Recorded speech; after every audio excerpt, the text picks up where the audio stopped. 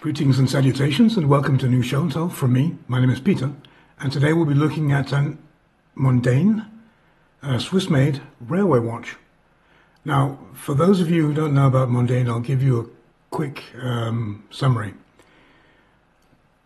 The Mondaine watch is known as the official Swiss railway watch.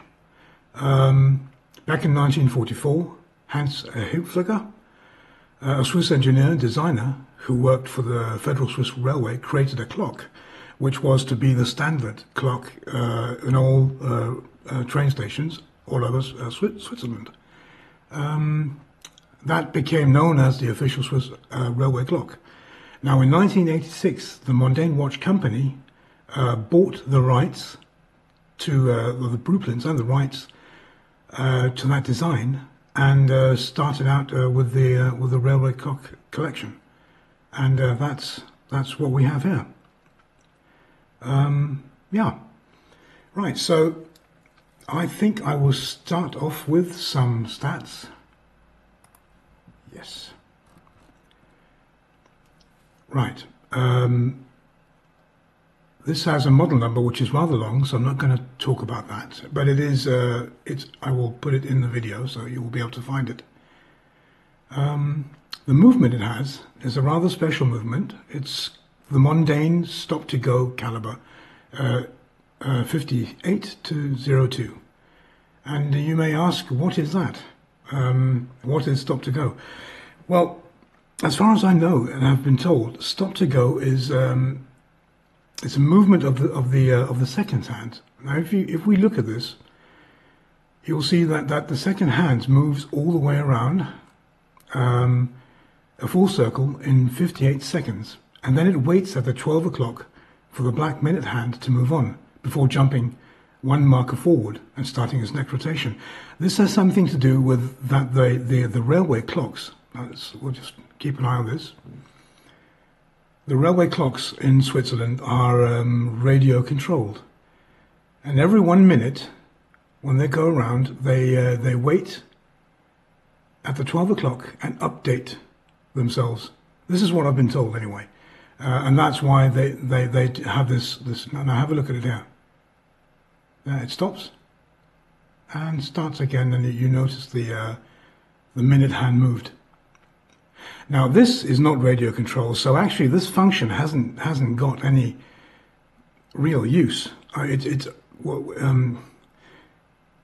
This doesn't update itself, but they have made this as a sort of a homage to the big clocks. So when it does this, there's nothing going on. It just stops. So the movement of the hand is mimicking the movement of the larger radio-controlled railway clocks, and that's it. But I think it's really cool. It's fun. Yeah. Okay, so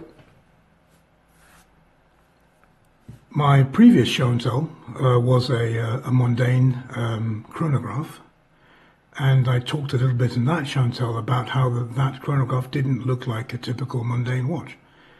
Now this does, and it's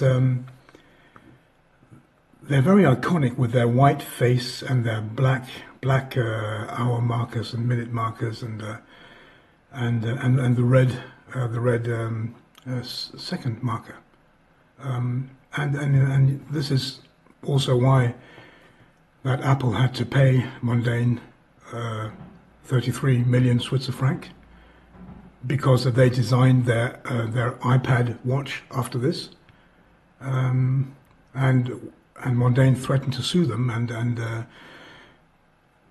Apple knew they hadn't got a case, so they settled out of court. Now, these watches are, as I've said in my other show and tell, it's not rocket science in these watches. This watch doesn't have a million different things it can do. It's just really well made. It has a very iconic way